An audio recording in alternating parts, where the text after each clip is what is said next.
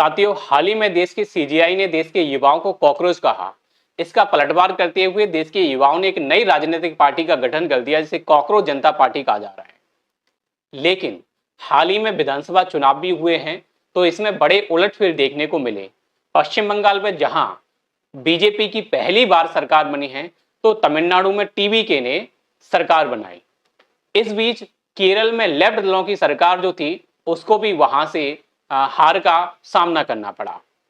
लेकिन आज मेरे साथ एक खास चर्चा है आदरणीय बादल सरोज जी के साथ। मैं चाहता हूं कि आप उस चर्चा को सुने, और ये चर्चा राजनीतिक परिप्रेक्ष्य से ज्यादा एजुकेशनल परिप्रेक्ष्य में है, और इसमें जो भी विचार व्यक्त किए जा रहे हैं वो व्यक्ति के अपने निजी विचार हैं।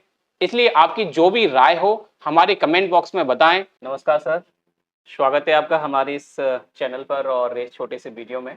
आज की परिस्थितियों में राजनीति और समाज को लेकर के काफ़ी चर्चाएं चल रही हैं। हाल ही में इलेक्शंस हुए हैं कुछ राज्यों में, तो युवाओं का भी ध्यान और पूरे देश का भी ध्यान राजनीतिक मुद्दों की तरफ भी है। इसी सिलसिले में मैं आपसे कुछ चर्चा करना चाहता हूं सर। जी बोले। हमने देखा है कि लंबे समय से वामपंथ भले जो है सरकार में नहीं है, लेकिन बावजूद इसके वामपंथ की भूमिका लोकतंत्र और जनहित के लिए सरकार पर दबाव बनाने में देखी गई है। जैसा कि हाल ही में जो है दिल्ली में भी आंदोलन हुए, किसान आंदोलन भी हुए, और किसान बिलों को वापस भी लिया गया। देखिए, वामपंथ को लोग केवल एक राजनीतिक फॉर्मेशन के रूप में समझते हैं। वो समझदारी ठीक नहीं है। वामपंथ के कई रूप होते हैं। आइडियोलॉजिकल लेफ्ट होता है, वैचारिक वाम होता है, अच्छा सर। सामाजिक वाम होता है, सोशल लेफ्ट होता है, और पॉलिटिकल लेफ्ट होता है। अच्छा। इस देश में और इस दुनिया में जो भी पॉजिटिव है, जो भी सकारात्मक है, जो भी अच्छा है, वो इस लेफ्ट की वजह से। अच्छा। सोशल लेफ्ट मतलब क्या? हाँ। पहले तो लेफ्ट मतलब क्या? जी सर। लेफ्ट मतलब वो सोचने का तरीका जो आपको आगे की ओर देखने के लिए, जैसा जीवन है उससे थोड़ा बेहतर करने के लिए, दुनिया को सकारात्मक बनाने के बारे में सोचता है। राइट क्या? राइट वो लोग हैं जो पुरानी महान गौरवशाली संस्कृति और सभ्यता की बात करते हैं और इसको समाज को पीछे की ओर ले जाना चाहते हैं, उस तथाकथित गौरवशाली परंपराओं में ले जाना चाहते हैं जो बिल्कुल गौरवशाली नहीं है। इसलिए लेफ्ट का हमेशा भूमिका रही है, हमेशा प्रासंगिक रहा है। जी सर। राजा राम मोहन राय अगर सती प्रथा को रोकने की बात करते हैं, तो वो एक सोशल लेफ्ट की भूमिका निभा रहे होते हैं। बिल्कुल सर। अगर ईश्वरचंद विद्यासागर या ज्योतिबा फुले ये कहते हैं कि स्त्रियों को भी पढ़ने का अधिकार होना चाहिए, तो वो सोशल लेफ्ट की भूमिका अदा कर रहे होते हैं। इस देश में जो भी सकारात्मक है वो उसी वामपंथ की वजह से है, जो आगे की ओर देखता है और पुरानी बेड़ियों को तोड़ने की कोशिश करता है। एक बात। जी सर। जो पॉलिटिकल लेफ्ट है, वो पॉलिटिकल लेफ्ट उसी चीज को राजनीतिक मंच पर आगे बढ़ाने का काम करता है। पॉलिटिकल लेफ्ट का काम क्या है? पॉलिटिकल लेफ्ट का काम यह है कि सरकार जनता की होनी चाहिए, नीतियां जनता के हित में बननी चाहिए, और अगर वो नीतियां जनता के हित में नहीं बनती हैं तो उन नीतियों को बनाया जाए उस सवाल को लेकर, या गलत नीतियां बनती हैं उनको रोके जाने के सवाल को लेकर जो संघर्ष होता है वो पॉलिटिकल लेफ्ट करता है। बिल्कुल सर। तो इस देश में जब तक इस तरीके की परिस्थितियां मौजूद है कि सुधार होना चाहिए, तब तक सोशल लेफ्ट, आइडियोलॉजिकल लेफ्ट और पॉलिटिकल लेफ्ट की आवश्यकता रहेगी। बिल्कुल सर। तो इसी सिलसिले में हमने पिछले समय में ये भी देखा है सर कि केरल में चूंकि लंबे समय तक वामपंथ की सरकार रही है, और वहां पर बहुत अच्छे क्रांतिकारी बदलाव पूरे देश ने देखे, और एक तरह से केरल मॉडल को देश में काफी सराहा गया, और इसके साथ ये कहा गया कि केरल मॉडल भारत को समृद्ध बनाने का मॉडल है। हमारे जैसे युवाओं को या देश के नागरिकों को इसे कैसे देखना चाहिए? देखिए, केरल मॉडल कोई अभी पैदा नहीं हुआ। 1957 में आजाद हिंदुस्तान में पहली बार कम्युनिस्ट पार्टी की सरकार बनी थी केरल में। सही बात है। मनुष्यता के विकास का, या जो आपने समृद्धि शब्द का इस्तेमाल किया, समृद्धि का पैमाना क्या है? समृद्धि का पैमाना है इंडिपेंडेंस। बिल्कुल सर, स्वतंत्रता। स्वतंत्रता, स्वतंत्रता मतलब आत्मनिर्भरता, आत्मनिर्भरता। किसी के सामने झुकने की स्थिति पैदा न हो। स्वतंत्रता का मतलब है मतलब समृद्धि का मतलब है वैचारिक समृद्धि, पढ़ा लिखा होना। समृद्धि का मतलब है एक इंसान के नाते उसे जितनी सुविधाएं मिलनी चाहिए वो मिलना। पहली बार हम लोगों ने एजुकेशन के क्षेत्र में रिफॉर्म किया और वहां के जितने भी प्राइवेट इंस्टीट्यूशन थे उन सबके बारे में भी एक खाका तय किया, उनकी फीस तय की ताकि सारी जनता के लिए शिक्षा उपलब्ध हो सके। हमने वहां जितने भी जमींदार थे, जितने भी जागीरदार थे, जितने भी मंदिर मस्जिद की जमीनें थी, उन सारी जमीनों को छीनकर उन लोगों के बीच में बांटा जिनके पास में जमीन नहीं थी। जी सर। तो इन दोनों तरीके के विकास के जरिए 1957 से जो बुनियाद रखी गई है वो बुनियाद आज इसी पॉलिटिकल लेफ्ट के मेहनत से और उसकी आइडियोलॉजी के जरिए वहां तक पहुंच गई है कि केरल एकमात्र ऐसा राज्य है जहां पूरी एजुकेशन फ्री है। फ्री है, बिल्कुल सर। अभी कंप्लीट एजुकेशन फ्री है। अभी जो है करोड़ों रुपए जो है शिक्षा में ग्रेजुएशन तक फ्री ऑफ कॉस्ट एजुकेशन के लिए ग्रेजुएशन तक भी फ्री है, पोस्ट ग्रेजुएशन तक भी फ्री है। केरल वो स्टेट है जहां पर हम लोगों ने गरीबी को समाप्त कर दिया। बिल्कुल सर, बिल्कुल। बिलो पॉवर्टी लाइन, जो एक्सट्रीम पॉवर्टी के लोग थे वो नहीं बचे। एक सर मानव विकास सूचकांक होता है, उसमें हमेशा केरल जो है टॉप पे रहता है। न केवल टॉप पे रहता है बल्कि यूरोप के भी तमाम सारे देशों से ऊपर रहता है। तो आपने, हमारा काम क्या है? हमारा काम है जनता को एक मनुष्य के नाते विकसित जीवन जीने के लिए स्थितियां मुहैया कराना। जो काम केरल में हो सकता है वो काम गुजरात में क्यों नहीं हो सकता? बिल्कुल। केरल अगर टॉप पर है तो गुजरात बॉटम पे क्यों है? उत्तर प्रदेश बॉटम पे क्यों है? इसलिए कि आपके पास संसाधन है लेकिन आपके पास प्राथमिकता नहीं है। प्राथमिकता आपकी दूसरी। प्राथमिकता नहीं है सर। और एक चीज मैंने ये भी देखी सर कि अभी चूंकि हमारे यहाँ जैसे शिक्षा की बात हो रही है, तो शिक्षा के मॉडल की चमकी जब ये ग्रेजुएशन तक मुफ्त एजुकेशन वहाँ पे किया गया, तो मैंने अपने मध्य प्रदेश का फिर एनालाइज किया इसके बारे में। मैंने देखा कि हम मध्य प्रदेश कहाँ आता है, तो मुझे पता चला कि मध्य प्रदेश 20वें स्थान के बाद आता है शिक्षा में, एजुकेशन में। और स्कूल की जो एजुकेशन है वो तो फिर बहुत बुरी हालत में है हमारे यहाँ। तो उसमें मैंने देखा कि हमारे यहाँ मध्य प्रदेश में सर अभी जो कम से कम 1 लाख से ज्यादा अतिथि शिक्षक स्कूल्स में पढ़ा रहे हैं, जिनके स्थायी रोजगार की कोई व्यवस्था नहीं है। मतलब बड़ी संख्या में सर केरल में जो अपॉइंटेड टीचर है वो एक तरह से पूरी तरह सरकारी है, और मध्य प्रदेश में वो अस्थायी है। तो इसका भी प्रभाव कहीं न कहीं शिक्षा पर पड़ता है सर। मध्य प्रदेश में जो रूलिंग पार्टी है, हाँ जी सर। उस रूलिंग पार्टी का मिशन लोगों को पढ़ाना नहीं है। जी सर। लोगों को जो पढ़ा हुआ सीखा है उसको भुलाना है। अच्छा। एक होती है लर्निंग, एक होती है अनलर्निंग। वो अनलर्निंग के प्रोजेक्ट में लगे हुए हैं, इसलिए एजुकेशन पर उनका कोई ध्यान नहीं है। अच्छा। एजुकेशन के बारे में कुछ नहीं कर रहे। 32,000 से ज्यादा स्कूल बंद किए जा चुके हैं। स्कूल के बाद की जो एजुकेशन है, चाहे वो ग्रेजुएशन हो चाहे वो पोस्ट ग्रेजुएशन हो, उसका मासिव लेवल पर प्राइवेटाइजेशन किया जा रहा है। और अब वो जिस तरीके की एनईपी लेकर आए हैं, न्यू एजुकेशन पॉलिसी लेकर आए हैं, उसमें वो सोशल स्टडीज या इन सारी चीजों को पढ़ाएंगे ही नहीं, लिटरेचर को पढ़ाएंगे ही नहीं, बल्कि 8वीं कक्षा से ही आपको जिस विषय में एक्सपर्ट होना है उस विषय की नौकरी बना के रोबोट तैयार करना चाहते हैं। तो आप एजुकेशन को, शिक्षा को संस्कारित करने के लिए नहीं बल्कि शिक्षा को एक रोबोट बनाने के लिए इस्तेमाल करना चाहते हैं। तो जाहिर सी बात है कि आप यही करेंगे। आप अतिथि शिक्षकों की बात कर रहे हैं, जो स्थायी शिक्षक थोड़े बहुत बचे हैं, हाँ सर, उनसे भी एजुकेशन का काम नहीं लिया जा रहा है, उनसे भी बाकी के काम बिल्कुल हम देखने को मिल रहे हैं। अभी जैसे जनगणना चल रही है, जनगणना शुरू हो रही है, चुनावों के कार्यों में, वो चुनाव के कार्य में लगे रहते हैं, वो हेल्थ सर्वे में लगे रहते हैं, वो पशु गणना में लगे रहते हैं। इसलिए उनकी प्रायोरिटी नहीं है। जबकि असल में शिक्षक को फुल्ली फ्री किया जाना चाहिए। बिल्कुल सर। शिक्षक को सामान्य नागरिकों की तुलना में, सामान्य कर्मचारियों की तुलना में ज्यादा बेहतर वेतन मिलना चाहिए, ताकि वो कंसंट्रेट कर सके, वो महीने में कम से कम 2-4 किताबें खरीद सके, उसके घर में 4-5 न्यूज़पेपर्स आ सके, अंग्रेजी के, हिंदी के, कुछ जर्नल्स आ सके, ताकि वो दुनिया के बारे में जान सके। ये बात है। तो ये सब नहीं करते, नहीं करना चाहते। बीजेपी की फिलॉसफी में लोगों को पढ़ाना नहीं है, लोगों को अनपढ़ बनाना है। अच्छा सर। सर हमने अभी जाना कि मध्य प्रदेश में जो है किस तरह से शिक्षा का जो है डिक्लाइन देखने को मिल रहा है। मैं अब आपसे ये जानना चाहता हूँ सर कि भारत में स्वतंत्रता के बाद से वामपंथ ने कौन से ऐसे कार्य किए हैं और ऐसे कौन से नेतृत्वकर्ता रहे हैं जिन्होंने देश की समृद्धि में अभूतपूर्व योगदान किया है? मैंने आपसे शुरू में कहा कि इस देश में जो भी सकारात्मक है वो लेफ्ट है। इस देश में जो संविधान है, हमारा देश बहुत बहुत प्राचीन सभ्यता है, लगभग 7,000 साल पुराना सभ्यता का तो रिकॉर्ड मिलता है। बिल्कुल सर। तो 7,000 साल पुरानी सभ्यता में हमारे यहाँ बहुत सारी भाषाएं हैं।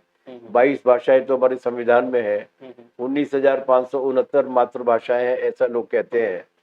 बहुत सारी भाषाएं, 4,000 भाषाएं ऐसी हैं जो कुछ लाख लोग से ज्यादा लोग बोलते हैं। इन सारी भाषाओं में पहली किताब है भारत का संविधान, जिस किताब में लिखा गया है कि सारे लोग बराबर होंगे, कोई ऊंच नीच नहीं होगी, लिंग के नाम पर, भाषा के नाम पर, संस्कृति के नाम पर, जाति के नाम पर, वर्ण के नाम पर कोई ऊंच नीच नहीं होगी। इस सब को शेप करने में योगदान किसका रहा? कौन थे जो लोग आजादी की लड़ाई में इस बात की पैरोकारी करते थे? यही मैं चाह रहा था कि ये वो लोग थे आजादी की लड़ाई में पैरोकारी। महात्मा गांधी बहुत बड़े आदमी थे, नो डाउट, लेकिन महात्मा गांधी की क्या आजादी के बाद के हिंदुस्तान के बारे में विजन ये नहीं है जो संविधान है। उनका विजन 1909 में लिखी गई ये किताब है, हिंद स्वराज। और हिंद स्वराज अगर आपने पढ़ी होगी तो आप ये समझ सकते हैं कि वो कितना काल्पनिक समाज बनाना चाहते हैं। हिंद स्वराज मैंने पढ़ी है। उसमें डी इंडस्ट्रियलाइजेशन की बात की है, इंडस्ट्रियलाइजेशन है, गांव में गांव की ओर वापस चलो, इस तरह की चीजें। तो वो एक भले आदमी की काल्पनिक सोच था, लेकिन वो इक्वलिटी या डेवलपमेंट वाला सोच नहीं था। ये टेक्नोलॉजी से कहीं ना कहीं डिस्टेंस, टेक्नोलॉजी इक्वलिटी सबसे दूर थे। वो ग्रामीण समाज में ले जाना चाहते थे, जो दुनिया में कहीं संभव नहीं है। ये लेफ्ट था उस पूरे इंडिपेंडेंस मूवमेंट में। आप भगत सिंह को पढ़ लीजिए, आप उस जमाने में जो लोग पढ़ लिख कर बाहर से आए थे इस देश में और जेल जा रहे थे, सुभाष चंद्र बोस को पढ़ लीजिए। इवन पंडित जवाहरलाल नेहरू का भी शुरुआती इंक्लिनेशन लेफ्ट था। उसके बाद 1920 में कम्युनिस्ट पार्टी बन गई। कम्युनिस्ट पार्टी ने तो बाकायदा एजेंडा प्लेस किया था, इस देश में पहली बार सबको सार्वत्रिक मताधिकार होना चाहिए। ये एजेंडा भी अगर कोई लेकर आई थी तो कम्युनिस्ट पार्टी लेकर आई थी। तो लेफ्ट ने इन सारे इश्यूज को लेकर लोगों के दिमाग में, चेतना में ले गए और संघर्ष भी किए, जिसके नतीजे के रूप में मिला एक। दूसरा, ये केवल कहने से काम नहीं चलता, कानून लिखने से काम नहीं चलता, आपको लड़ना पड़ता है उनके लिए। तो जो कानून बने उन कानूनों को लागू कराने के लिए लड़ाई का काम भी जो है ना, वो भी इस देश में लेफ्ट ने किया है। इसलिए आज अगर देश, और उसके बाद नेशनल यूनिटी के लिए जब भी खतरे पैदा हुए, अब आपने कहा कि हमारी सरकार नहीं है, सरकार नहीं है, लेकिन पंजाब में अगर खालिस्तानी आंदोलन विकसित होता है तो उसके खिलाफ लड़ता कौन है? लेफ्ट लड़ता है। 150 कार्यकर्ता शहीद हुए हमारे। अगर पश्चिम बंगाल में पृथक गोरखालैंड का आंदोलन अगर पैदा होता है तो कौन लड़ता है? लेफ्ट। आसाम में अगर पृथक आंदोलन पैदा होता है तो कौन लड़ता है? लेफ्ट। इसलिए लेफ्ट ने इस देश की नेशनल यूनिटी को बचाने का भी काम किया। और लेफ्ट इस देश की वो ताकत है जिसने कभी भी धर्म के आधार पर राजनीति नहीं की। बिल्कुल सर, ये चीज तो है। एक वैल्यूज पैदा की कि किस तरीके से ईमानदारी की राजनीति की जा सकती है। तो लेफ्ट का बड़ा योगदान है, सकारात्मक योगदान। सर, फिर ये चीज भी काफी समय से हम लोग लेफ्ट के नजरिए में देख रहे हैं कि जो आपके विरोधी हैं कहीं ना कहीं, या तो वो इस चीज को प्रसारित करने की कोशिश करते हैं कि लेफ्ट का जो विचार है वो इस देश का नहीं है। तो आप इसे कैसे देखते हैं? जैसे आपने अभी इतना सारा चीज बताया, तो हमें लगता है कि इस देश को बनाने में कहीं ना कहीं लेफ्ट की जो भूमिका है वो किसी और की नहीं है, कि भगत सिंह, सुभाष चंद्र बोस और इवन पंडित जवाहरलाल नेहरू जी भी जो है सोशलिज्म से और लेफ्ट से काफी प्रभावित थे। तो इसको हम अपने देश के युवाओं को, या हमें कैसे देखना चाहिए कि लेफ्ट इस भारत को और अधिक जो है समृद्ध बनाने में योगदान कर पाएगा, जैसे कि पहले किया हुआ है? पहली बात तो, जो लोग इस बात की बात करते हैं कि विचार विदेशी विचार है, उन्हें भारत की विचार परंपरा के बारे में जानकारी नहीं है। जो मार्क्स इंग्लैंड के नहीं थे, इंग्लैंड में रहे। मार्क्स फ्रांस के नहीं थे, फ्रांस में रहे। मार्क्स को अपने देश से निकाल दिया है। लेकिन जो लोग ये कहते हैं कि मार्क्स की विचारधारा विदेशी विचारधारा है, उन्होंने भारत की विचारधारा कभी पढ़ी नहीं। मार्क्स ने जो बात 1848 में कम्युनिस्ट मैनिफेस्टो में कही है, वो बात भारत की दार्शनिक परंपरा की मजबूत बुनियाद है। वो बात सत्ता ही, भारत से ही मार्क्स ने कुछ न कुछ लिया है। पूरी दुनिया भर में जो भी सकारात्मक था विचारधारा के मामले में, वो सारा सकारात्मक मार्क्स ने ये कहा मैंने नया कुछ नहीं दिया, मैंने अभी तक लोगों ने जो सोच परंपरा विकसित की थी उसमें से जो अच्छी चीजें थी उनको सर के बल खड़ा करने की कोशिश की है।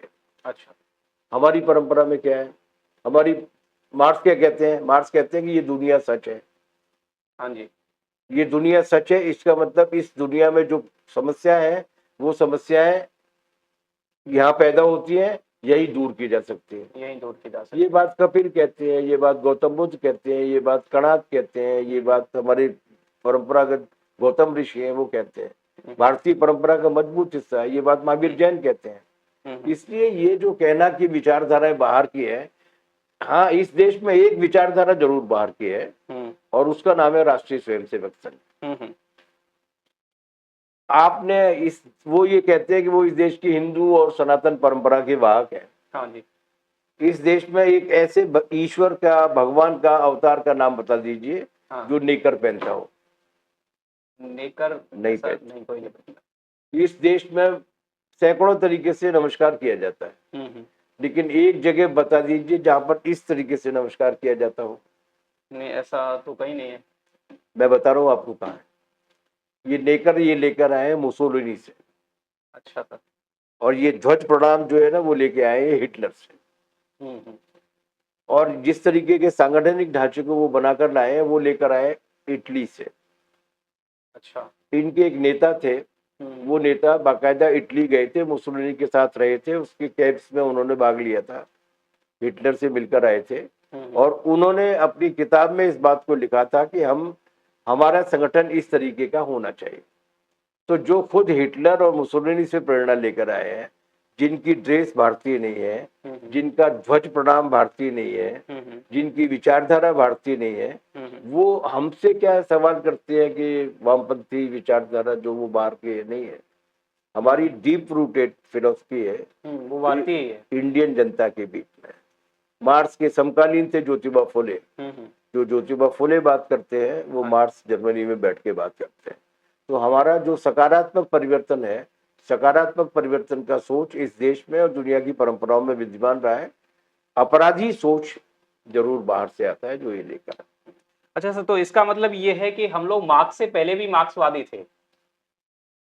हमने देखा कि कई सारे दार्शनिक वही सारी बातें कर रहे हैं, वैसे ही एक्चुअली मार्क्स तो मार्क्सवादी तो हम लोग कह रहे हैं ना। हाँ, मार्क्स सिर्फ पदार्थवादी, मटेरियलिस्टिक या भौतिकवादी कह सकते हैं। भौतिकवादी आजकल गाली की तरह से यूज किया जाता है। हाँ, थोड़ा सा। पदार्थवादी का मतलब है पदार्थ सच है।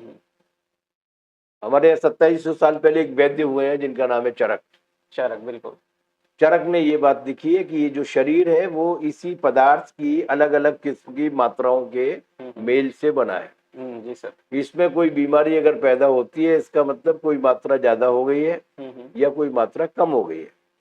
उसको बीमारी को ठीक करने का तरीका है कि जिसकी मात्रा ज्यादा हो गई है उसको कम करो, बिल्कुल सर। जिसकी मात्रा कम हो गई है उसको ज्यादा करो। हाँ जी। ये लिखने के बाद चरक साहब ये बोलते हैं कि कोई अगर तुमसे ये कहता है कि बीमारी की स्थिति को दूर करने के लिए किसी मंदिर का घंटा बजाओ, किसी पुरोहित को दान दो, कहीं पर यज्ञ करो, तो उससे बड़ा धूर्त कोई नहीं है। और तुम अगर उसकी बात को मानते हो तो तुमसे बड़ा मूर्ख कोई नहीं है। ये मार्क्स से 2500 साल पहले की बात। 2500 साल पहले कणाद ने अपने डॉक्यूमेंटेड किया है उसको, एक तरह से कहा है। ये चरक ने कहा, कणाद ने कहा, कपिल ने कहा, सबने कहा कि जो भी कुछ है वो इसी जमीन पर है, आंखों के सामने है। पदार्थ सच है और पदार्थ हमारे अस्तित्व के बाहर है। यही बात मार्क्स ने कही। मार्क्स के जमाने तक चूंकि विज्ञान की खोजें ज्यादा हो गई थी, इसलिए वो मार्क्स के नाम से नत्थी हो गया, वरना ये पदार्थवादी सोच तो इस दुनिया में बहुत मजबूत है। यूनानी फिलोसफी में रहा, चाइनीज फिलोसफी में रहा, मिस्र में रहा, हमारे देश में रहा। तो सर मुझे लगता है कि आप जिस तरह से काफी चर्चा हम लोग अभी जो करे हैं, तो उसमें मुझे लगता है कि कहीं ना कहीं वामपंथ का सबसे बड़ा टकराव आरएसएस और बीजेपी से है सर। तो आरएसएस और बीजेपी लगातार इस देश में कहीं ना कहीं अपना प्रभाव बढ़ाते जा रहे हैं। तो आज के समय में सबसे बड़ी चुनौती क्या है सर आपके लिए? हमारे लिए सबसे बड़ी चुनौती तो ये है कि इस देश को अंधेरे में धकेलने की कोशिश की जा रही है। अच्छा सर। इस देश की परंपरा में हम्म। सहिष्णुता है, इस देश की परंपरा में अपनापन है, उसको हम्म। खत्म करने की कोशिश की जा रही है। उदाहरण के लिए इस देश में पिछले 5-7 हजार साल में हम्म। दुनिया के सारे कबीले हमारे देश में पाए जाते हैं। मैंने अभी आपसे कहा हाँ कितनी भाषाएं पाई जाती हैं। कुल भाषा परिवार, आप तो विद्यार्थी हैं और पढ़ाते भी हैं, बिल्कुल। कुल भाषा परिवार दुनिया के जितने हैं उनमें से 8 भाषा परिवार हमारे बिल्कुल देश में भारत पाए में है, जाते हैं। द्रविड़ भाषा परिवार है। और और सारे भाषा भारतीय परिवार, आर्य भारतीय भाषा परिवार, हाँ, ऐसे कई सारे भाषा परिवार हैं। केंतुक है, सातम है, हम्म। स्लाव है, ये सब कुछ है। उसी तरीके से इस देश में जितनी भी मनुष्य की नस्लें हैं, हम्म। वो मंगोल हैं, तुर्क हैं, तातार हैं, बिल्कुल ये भारत में। सब इसलिए है कि पिछले 5-7 हजार साल में ये सब आए। हम्म। हमारा कैलेंडर है शक संवत, है। शक बाहर से आए थे, बिल्कुल सर, पूर्ण कुषाण हूर जो है भारत पूर्ण बाहर से आए, कुषाण बाहर से आए, गुर्जर बाहर से आए, यवन बाहर से आए, तुर्क बाहर, सबने मिलकर बनाया से, हिंदुस्तान। सबने मिलकर बनाया भारत। केवल 3 लोग थे जिनमें से 2 कोनों में आए थे बाहर से और लौट के गए, लूट के गए, और एक ने पूरे देश को लूटा, अंग्रेज। और एक कोने में थे पौंडीचेरी में फ्रेंच, और एक कोने में पुर्तगाल के लोग थे गोवा में। केवल ये विदेशी हैं जो लूटने के लिए आए और लूट के गए, बाकी सब लोगों ने बनाया है इसको। उन लोगों ने भारत को उपनिवेश बनाया, जिसको हम उपनिवेश कहते हैं। इन तीनों ने फ्रांस और जर्मनी, फ्रांस और पुर्तगाल और ब्रिटेन ने। बाकी जितने भी आए सब बस के रह गए हैं। आज पता ही नहीं है वो, मतलब उनका कोई अपना नाम नहीं है, वो सब भारतीय हैं, सब भारतीय हैं। हाँ, तो जो अब इस फिलॉसफी को, और ये एकता जो है वही हमारी शक्ति है, ये विविधता हमारी शक्ति है। दुनिया के सारे धर्म यहाँ पर मौजूद है। इन सबको तोड़कर एक पुराने जमाने के सनातन के नाम पर मनु के राज को लाने की जो कोशिश की जा रही है, वो इस देश को अंधेरे में धकेलने की कोशिश है। अच्छा, लोग पढ़ेंगे, कौन पढ़ेगा कौन नहीं पढ़ेगा ये भी वर्णाश्रम के हिसाब से तय होगा। ये अंधेरे में धकेलने की कोशिश है। इसलिए हमारी कोशिश ये होगी कि इस देश को अंधेरे में जाने से रोका जा सके। सर इसी से एक चीज, जैसे कि हमने देखा कि बहुत सारे भारत के बाहर से आए हुए प्रजातियां भारत में रह गई और उन सब ने मिलकर के भारत को बनाया है। तो कहीं ना कहीं एक ये फिलॉसफी भी हम सब लोगों के बीच में प्रचारित है कि आर्यंस जो है वो भारतीय हैं या भारत के बाहर के हैं। इस पर आपके क्या विचार है? सब मानते हैं कि आर्य बाहर से आए थे। अच्छा सर। लोकमान्य बाल गंगाधर तिलक ने लिखा है अपनी किताब में कि वो उत्तरी ध्रुव से आए थे। बाकी अलग अलग वैज्ञानिकों ने अलग अलग तरीके से कहा है। देखिए अब तो खोज हो गई है, अब ये डीएनए की खोज के बाद तो बाकायदा ये प्रमाणित हो गया है वैज्ञानिक रूप से कि ज्यादातर नस्ल के लोग बाहर से आए थे। और केवल आर्य बाहर से नहीं आए थे, बल्कि पूरी दुनिया की जो मनुष्यता है, उस मनुष्यता की जो दादी माँ और नानी माँ है, वो भी दक्षिण अफ्रीका और इवन मध्य पूर्व जोहान्सबर्ग से आई थी। तो ये जो है, ये तो एक मतलब ये मनुष्य समाज के विकास की बात है। उसमें आहत होने की बात क्या है कि आर्य यही पैदा हुए थे। आर्य ऐसा कहा जाता रहा है अभी तक। नहीं, ये प्रचारित हो रहा है कि भारत आर्य जो है वो भारत के बाहर के नहीं है, भारतीय ही हैं और वही मूल निवासी। भारत क्या है? भारत तो अभी बना है। हाँ, जम्मू द्वीप पे भारत खंडे तो अभी बना है। पहले तो पूरी दुनिया हमारी थी, पूरी दुनिया थी सर, कहीं भी जा सकते थे आप। हाँ। इसलिए एक देश में भारत को बांट देना, एक देश में किसी चीज को सीमित कर देना एक संकुचित मानसिकता है। आज विज्ञान ने प्रमाणित कर दिया है कि आर्य ईरान की तरफ से चलकर निकले हैं, दुनिया के अलग अलग हिस्सों में गए हैं, यूरोप में भी आर्य गए हैं, एशिया में भी आर्य आए हैं, दूसरे क्षेत्रों में भी आर्य गए। इसलिए इसमें बुरा मानने की बात क्या है? और यहीं के थे ये कहने से क्या फर्क पड़ जाएगा? नहीं, इससे ये लगता है शायद देश के कुछ लोगों को कि वो बड़े हो जाते हैं, बाकी दुनिया उनके लिए छोटी है। जिसने ये अपनी नस्ल को या आर्य नस्ल को बड़ा और सर्वोच्च मानने की कोशिश की, उसे आत्महत्या करनी पड़ी थी जर्मनी में बंकर में। सही है सर।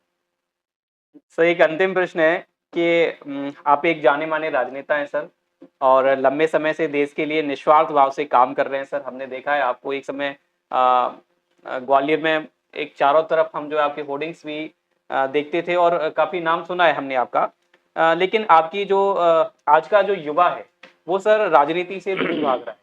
तो इस पे मैं आपका ध्यान आकर्षित करना चाहता हूँ, आपसे जानना चाहता हूँ सर कि आज का युवा जो राजनीति में इंटरेस्ट नहीं ले रहा है, उसकी फिलॉसफी कहीं न कहीं जो जीवन की फिलॉसफी है वो राजनीति को पूरी तरह दरकिनार करने की होती चली आ रही है। तो आप इसे कैसे देखते हैं? युवाओं को राजनीति में क्यों भाग लेना चाहिए? इस पे मैं आपका ध्यान आकर्षित करना चाहता इस वक्त देश में सबसे ज्यादा परेशान कोई प्रजाति है तो वो देश का युवा है। हूँ। बिल्कुल सर, ये तो सच है। कोई कैरियर नहीं है उसका, हम्म। कोई भविष्य की संभावना नहीं है, हम्म।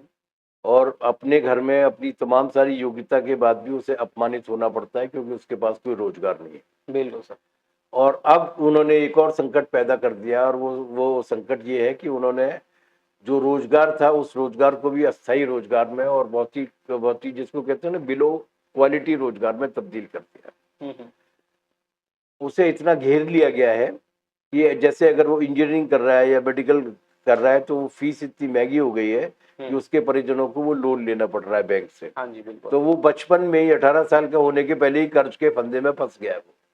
तो उसे युवाओं को स्पेशली टारगेट किया गया है। हाँ जी। कि वो बहुत ही अनिश्चितता में रहें, बहुत ही घबराहट में रहें, और अपने ही उसमें चीजों को बुनते रहे कि कैरियर है, कोचिंग में जा रहा है, फिर घर लौट के आ रहा है, तो उसकी सोशल लाइफ को उन्होंने पूरी तरीके से छीन लिया है। हमारा ये मानना है कि युवाओं को इस स्थिति को बदलने के लिए आगे आना चाहिए। उन्हें बाकायदा उसी तरीके की एजुकेशन की, उसी तरीके के एम्प्लॉयमेंट की अपॉर्चुनिटीज की बात करनी चाहिए जो पहले इस देश में मौजूद रही हैं। ये उसको बेड़ियों में फंसाने की कोशिश है। इसलिए, और ऐसा नहीं है कि युवा इस बात को सोच नहीं रहा, युवा बड़े पैमाने पर आ रहा है। युवा बदलाव का जरिया भी बन रहा है। हाँ। और वो झुंझलाहट में जब आता है तो जाहिर सी बात है कि युवा है तो वो थोड़ा सा वार्मिंग अब भी करता है। जैसे अभी ये जो हुआ नोएडा में और फरीदाबाद वगैरह में वो सब युवा था।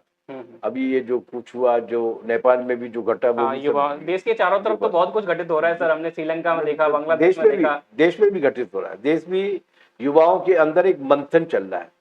अच्छा। और उस मंथन को डाइवर्ट करने के लिए ये जो ठग बैठे हुए हैं गद्दी में, वो उनके पास मैकेनिज्म है। उनके पास असल में ये जो पहली बार ऐसा हुआ है, इस देश के ज्यादातर राजनेता, मतलब जो बड़ी पार्टियां हैं, वो बड़ी पार्टियां पूंजीपतियों के सहारे पर निर्भर रही हैं, लेकिन ये पहली राजनीतिक पार्टी है जो बाकायदा उनकी मुट्ठी में है। अंबानी और अडानी की मुट्ठी में पूरे टेलीविजन चैनल्स उनके पास है। तो उनके जरिए वो युवाओं को थोड़ा सा भ्रष्ट करने की कोशिश कर रहे हैं। लेकिन युवा टैलेंटेड है, सोच रहा है और उस तरीके से रास्ते को निकाल रहा है, और वो राजनीति में आएगा, राजनीति में अपनी भूमिका निभाएगा। राजनीति में आना किसी राजनीतिक पार्टी का मेंबर बनना या झंडा उठाना नहीं है। राजनीति में आना गलत राजनीति का विरोध करने के लिए, जो देश के विकास की पॉलिटिक्स हो सकती है, पॉलिसीज हो सकती है, उनके लिए प्रेशर बनाना भी राजनीति में आना है।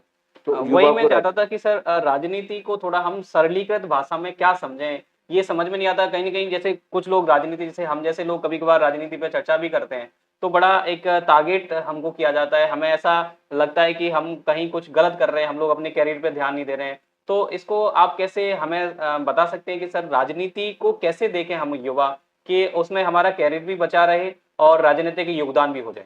देखिए, अब राजनीति शब्द में भी नीति आता है, पॉलिटिक्स शब्द में भी पॉलिसी आता है। पॉलिसी किस तरीके की होनी चाहिए? बिल्कुल, पॉलिसी अडानी और अंबानी के फायदे की होनी चाहिए या majority of the Indian population की होनी चाहिए? इस पर सोचना, इस पर दबाव बनाना राजनीति में भाग लेना है, और इस तरीके की राजनीति में भाग लिया जाना चाहिए। और उसमें उन पॉलिटिकल फोर्सेज को भी चुनना चाहिए जो पॉलिटिकल फोर्सेज इस दिशा में चल रही है। लेकिन केवल झंडा उठाना है या केवल राजनीतिक पार्टी के नेता की जय जयकार करना ही राजनीति नहीं है। राजनीति, सच्ची बात बोलना भी राजनीति है। सच्ची बात, जैसे आपने शुरू में कहा था, लोकतंत्र की हिफाजत होनी चाहिए। कौन किसको वोट दे रहा है ये हमारा हेडेक नहीं है, लेकिन वोट देने के उसके अधिकार पर किसी तरीके की चोट नहीं होनी चाहिए, उसका वोटर लिस्ट में नाम रहना चाहिए। ये लोकतंत्र की हिफाजत के लिए भी जो लड़ते हैं वो भी एक पॉलिटिकल वर्क है। तो इस तरीके की पॉलिटिक्स की जानी चाहिए और वो युवा कर रहा है। हाँ, ये चीज हमने अभी भी देखी कि जब राघव चड्ढा जो है वो आम आदमी पार्टी को छोड़ करके बीजेपी में शामिल हुए, तो बहुत बड़ी संख्या में जो सोशल मीडिया पे उनके फॉलोवर्स थे, मिलियंस में फॉलोवर्स उनके साफ हुए। तो कहीं ना कहीं युवा समझ तो रहा है कि राजनीति में क्या होना चाहिए और क्या नहीं होना चाहिए, और सही क्या है तो सही है, उसका साथ देने में आगे आ रहा है। ठीक बात। लेकिन वही है कि कहीं रफ्तार धीमी है। तो सर, आपसे बातचीत करके हमें बहुत अच्छा लगा। हम चाहते हैं कि ये हमारी बातें हमारे सभी प्रबुद्ध जनों तक, हमारे युवाओं तक पहुँचें, और सर ने जो बातें कही हैं उनको आप समझें। और थैंक यू, धन्यवाद।